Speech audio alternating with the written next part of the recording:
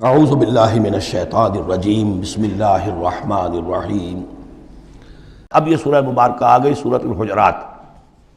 میں ابتدا میں عرض کر چکا ہوں کہ اس کی حیثیت ایک ضمیع میں کی ہے، جوڑا ہے سورہ فتح اور سورہ محمد، اور وہ بالکل اپنے اس کے ترتیب کے اعتبار سے بالکل صحیح جوڑا ہے۔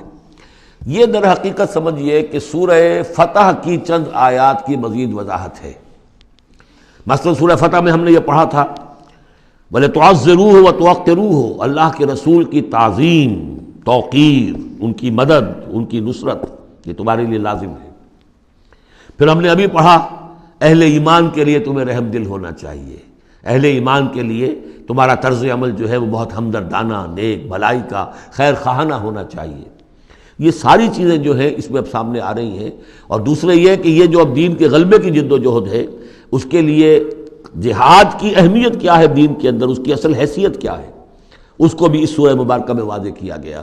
تو سورہ حجرات کل 18 آیات ہیں، 2 رکوعوں پر مشتمل ہے، لیکن جیسا کہ میں نے عرض کیا تھا، مسلمانوں کی جو اجتماعی زندگی، معاشرتی زندگی ہونی چاہیے، مسلمانوں کا مسلمانوں کے ساتھ کیسا سلوک ہونا چاہیے، مسلمانوں کا کیا رویہ ہونا چاہیے محمد الرسول اللہ صلی اللہ علیہ وسلم کے ساتھ، اور پھر یہ کہ اسلامی ریاست کی بنیاد کیا ہے، دستوری بنیاد کیا ہے، اور اس کی اصل میں اساس جو ہے وہ کس چیز پر قائم ہے، یہ ساری چیزیں اس سورہ مبارکہ میں بیان ہوئی ہیں۔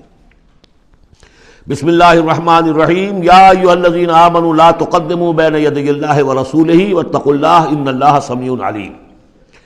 اہل ایمان مت آگے بڑھو اللہ اور اس کے رسول سے، اور اللہ کا تقوی اختیار کرو، اللہ سب کچھ سننے والا ہے، سب کچھ جاننے والا ہے۔ یہ پہلی آیت جو ہے یہ گویا کہ ہر اسلامی ریاست کی دفعہ نمبر 1 ہے، یا ہم یہ کہہ سکتے ہیں دفعہ نمبر 1 تو یہ ہو کہ یہاں حاکمیت اللہ کی ہے، لیکن حاکمیت اللہ کی کیسے یہاں پر ہوگی؟ تنفیذ یہ ہے کہ اللہ اور اس کے رسول نے جو حدود قائم کر دی ان سے تجاوز نہیں ہوگا۔ چنانچہ یہ دفعہ ہمارے ہر دستور میں موجود رہی ہے، no legislation will be done repugnant to the Quran and the Sunnah, یہ موجود ہے، لیکن ایک ہاتھ سے یہ دفعہ یعنی اسلام ڈال کر اور دوسرے ہاتھ سے نکال لیا گیا۔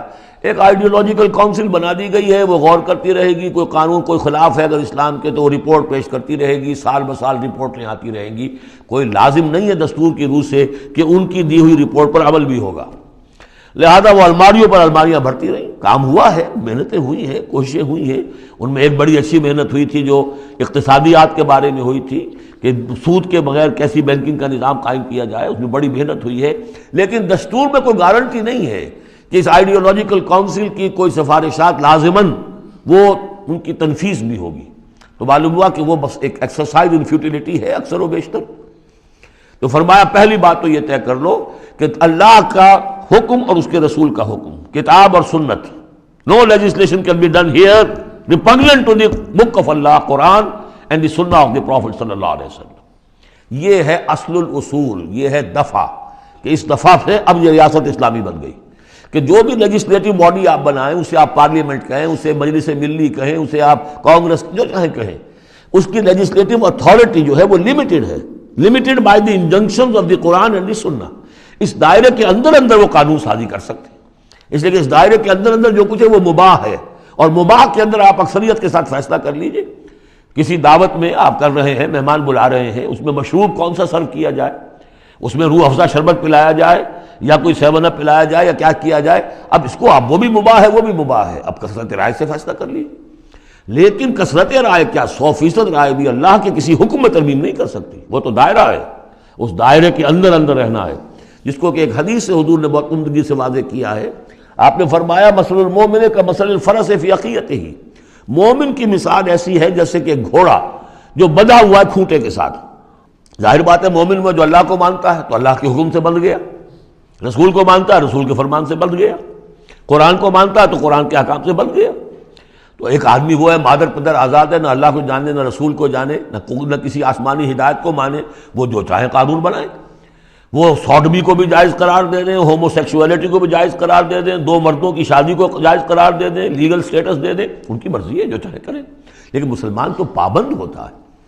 تو پہلی یہ آیت جو ہے انتہائی اہم ہے، اور گویا کہ اس کی ترجمانی ہے جو پاکستان کے دستور میں وہ الفاظ لکھے ہوئے ہیں، no legislation can be done here repugnant to the Quran and Sunnah. یا ایھا الذین آمنوا لا تقدموا بین یدی اللہ ورسولہ واتقوا اللہ ان اللہ سمیع علیم. اس کے بعد جو آ رہی ہیں 4 آیتیں، یہ خاص طور پر حضور کے ساتھ کیا طرز عمل ہونا چاہیے. دستوری بنیاد اسلامی ریاست کی یہ آ گئی، اللہ اور اس کے رسول کے احکام کی اطاعت.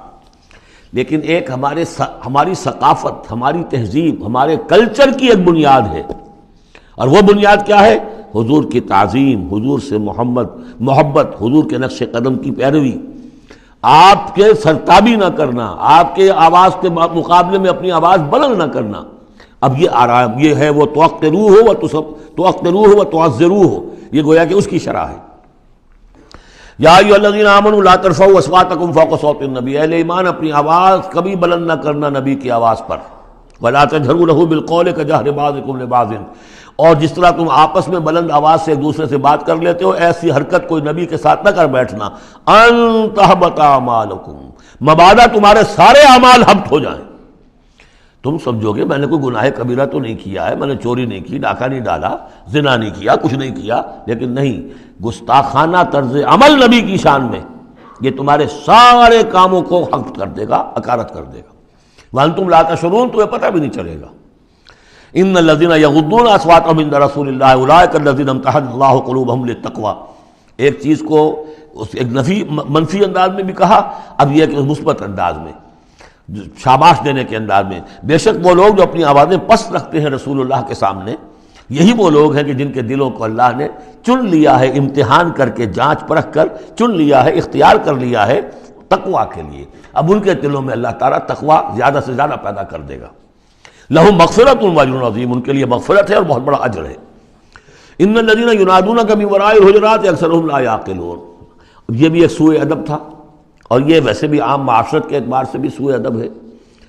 وہ لوگ آتے تھے بدو باہر سے، اب حضور کا اپنے معمولات تھے، کس وقت آپ کو برآمد ہونا ہے اپنے حجرے سے، اور وہ باہر سے کھڑے ہو گئے، یا محمد اخرج علینا، آئیے ذرا باہر تشریف لائیے.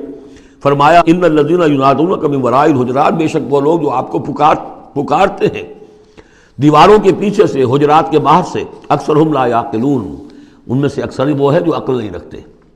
ولو انہم صبروا، اگر وہ صبر کرتے حتی تخرج الیہم، کہ آپ خود برآمد ہوتے اپنی حجرے سے، تشریف لاتے باہر، لکان خیر لہم، یہ ان کے حق میں بہت بہتر تھا. واللہ غفور الرحیم، اللہ غفور اور رحیم ہے.